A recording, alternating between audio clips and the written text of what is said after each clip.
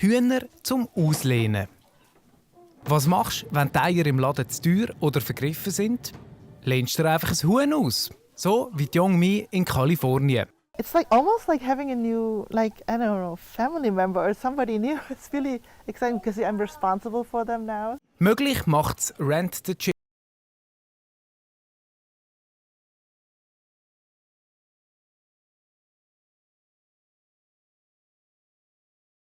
Hoch sind, gibt es einen regelrechten Ansturm auf das Angebot. Since the pandemic, we've seen more interest than normal, but then especially this year, we've had much higher interest. I would say 3 to 4 times as much as we were seeing this time last year. Günstiger sind die Eier vom eigenen Huhn nicht, aber die Qualität ist natürlich viel besser. Und man hat so viele Eier, wie die eigenen Tiere legen. The problem used to be also there was a limitation. You could only buy like 1 carton per family.